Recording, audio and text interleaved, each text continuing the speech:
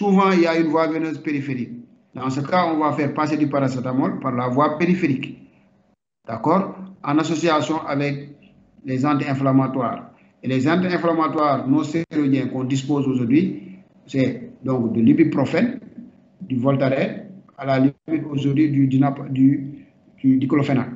Donc, soit en sirop, le plutôt en sirop ou en suppositoire. De plus en plus, les suppositoires ne sont plus recommandés du fait d'une absorption aléatoire chez l'enfant ou encore par la muqueuse rectale. Il est préférable aujourd'hui de donner ces médicaments par voie orale parce que la biodisponibilité est meilleure par rapport à la voie rectale. La morphine en IVSE, en raison, c'est en seringue électrique, intraveineuse seringue électrique, c'est 20 à 30 microgrammes par kilo par heure, avec si besoin des bolus. Des bolus, donc de 20 à 40 microgrammes par kilo. Si, en l'absence de voie veineuse périphérique, qu'est-ce qu'on peut faire? On peut administrer du paracétamol, 15 mg kg, des ANS, ibuprofène, 20 à 30 mg kg, du tramadol, 1 mg kg, tramadol, 1 mg kg, et ou encore de la morphine orale. Donc, peut être administré. Donc, pour lutter contre les effets secondaires de la morphine, notamment le prurite, tout ça, donc on peut ajouter plus ou moins de l'Atarax. Donc, paracétamol, 15 mg kg, ibuprofène, 20 à 30 mg kg, et du tramadol à 1 mg kg. Attention, par contre, au tramadol, du fait que le tramadol de plus en plus est préconisé chez l'enfant de plus de 12 ans, parce qu'il y a des effets. Donc, c'est des patients dits métabolisés rapides, notamment avec une possibilité d'avoir une détresse, encore détresse, pas une détresse respiratoire, mais plutôt le contraire, un arrêt, pas un arrêt, j'allais pas dire arrêt respiratoire, mais une dépression respiratoire du moins. Donc, avec le tramadol, il y a des cas qui ont été décrits. Attention au tramadol.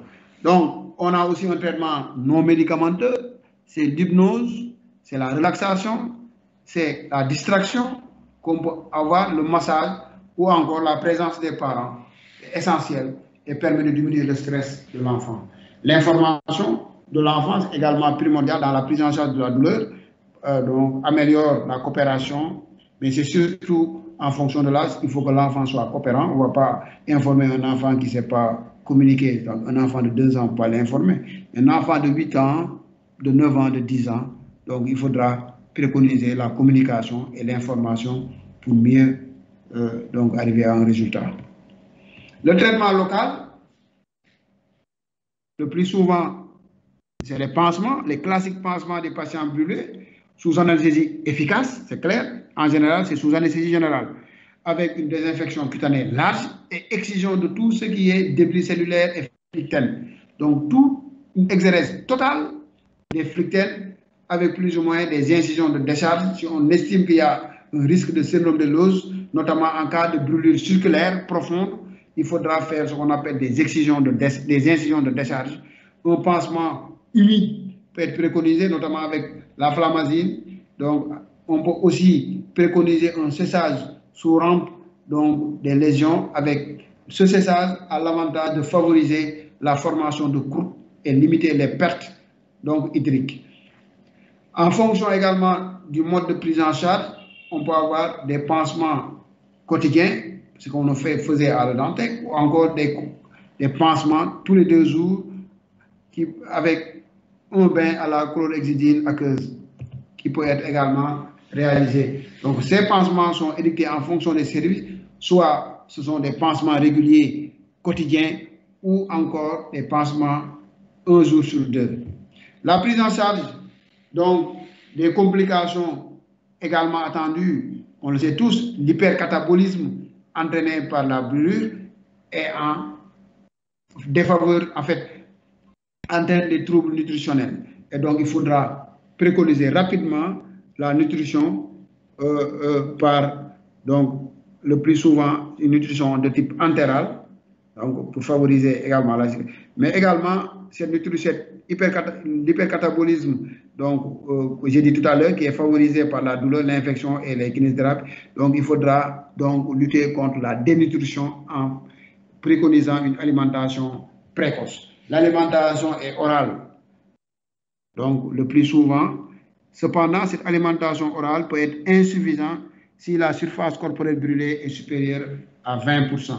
Ce qu'il faut faire, c'est d'associer une alimentation entérale en supplémentation avec en supplément donc, de cette alimentation, on va ajouter de la vitamine, des vitamines B6, B9, B12, des oligo-éléments également, et parfois même, si l'alimentation entérale est difficile, ne pas hésiter à faire passer la nutrition par voie parentérale. Donc, préconiser une alimentation parentérale. L'hygiène fait partie de la prise en charge secondaire. L'hygiène est primordiale dans la prise en charge du patient brûlé. Aujourd'hui, dans les centres de grands brûlés, on a des patients qui sont dans des endroits qui ont un flux laminaire. Le flux laminaire, c'est un dispositif qui renouvelle l'air autour donc,